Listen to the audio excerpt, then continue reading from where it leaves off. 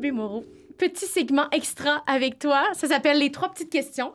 C'est 3 questions que je pose à toutes mes invités depuis le début de cette grande aventure qui est Tête de cochon. Et je trouve ça super pertinent d'avoir chacun votre point de vue là-dessus. Donc, première question. Qu'est-ce qui fait de toi une tête de cochon? Oh mon Dieu! Mais définitivement, la passion et l'engagement que j'ai lorsque je choisis un projet ou une cause où pour moi, il n'y a pas de point de retour. Là. Mm-hmm. On y va jusqu'à la fin, on trouvera des solutions, on ira chercher de l'aide, on y va. T'sais. Donc oui, définitivement, cette énergie à s'engager pleinement, à sauter dans le vide, oui. Oh, j'adore. Quel conseil donnerais-tu aux autres têtes de cochon qui aimeraient foncer? Wow! Ben de bien s'entourer.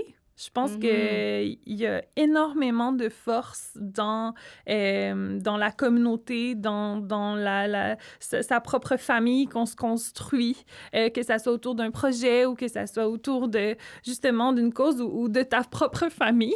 Oui. J'ai l'impression qu'on est capable comme ça d'aller chercher, justement, de diversifier les forces, de voir les angles morts, d'aller chercher de l'énergie aussi quand ça va moins bien, du soutien. Donc, pour moi, de bien s'entourer puis de prendre soin les uns les autres, c'est un incontournable. En terminant, qu'est-ce que ta tête de cochon souhaite réaliser d'ici 10 ans? Et moi, là, spoiler alert, je me projette vraiment pas beaucoup dans le temps. Et c'est vrai qu'on n'en a pas parlé, mais oui, effectivement, pas plus loin que 6 mois. Moi, je suis en mode 6 mois par année. Mais écoute, puis je l'ai jamais vraiment fait, je sais pas comment dire.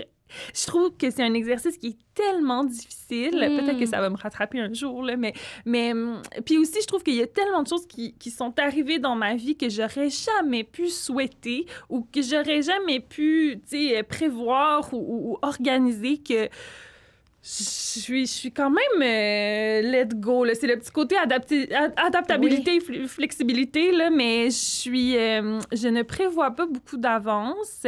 Par contre, quand je m'engage, je m'engage. C'est comme ouais. Mais c'est beau, ça, parce qu'il y a une forme de lâcher prise, en fait, qui continue de t'habiter et qui, finalement, te permet d'être surprise. Oui, il y a comme un émerveillement aussi là-dedans. Il y a beaucoup d'insécurité aussi. La pigiste en moi, te dirais, il y a beaucoup d'insécurité. Oui, je comprends. Mon Dieu que je te comprends. Mais c'est bien, c'est drôle. Il y a à travers les différentes entrevues que j'ai faites jusqu'à maintenant dans cette saison-ci, il y a cette forme-là de... Quand je m'embarque, quand j'ai un projet en tête, j'y vais, je fonce, je plonge, j'ai pas peur de sortir de ma zone de confort. Mais il y a une partie aussi de plusieurs têtes de cochon qui sont comme...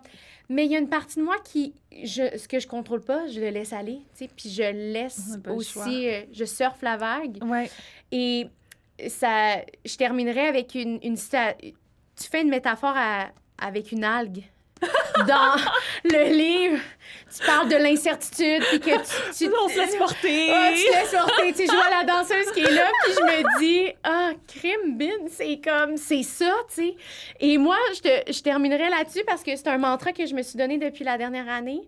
Je me répète, c'est pas toujours facile, mais je me répète, suis le courant, embrasse le mouvement. Fait que, tu sais, je trouve que... c'est beau! Mais aussi, quelle chance on a de faire... un travail qu'on aime. Ouais. Tu sais, comme ça aussi, je me répète beaucoup, c'est un immense privilège, tu sais, de travailler dans un domaine auquel on a rêvé, justement, tu sais, auquel on aspirait, tu sais. Donc, il y a aussi cette espèce de « wow », tu sais, « hey ». C'est fou ce qu'on fait, là. Oui. C'est fou notre travail. On travaille avec des artistes, avec des œuvres, on met en valeur la culture. Tu sais, tout ça, pour moi, c'est déjà incroyable. Tu sais, on dirait que des fois, j'ai besoin de me ramener, là, tu sais, au fait que quelle chance on a de faire ça. Donc, oui. C'est un beau mot de la fin. Merci! Merci à toi.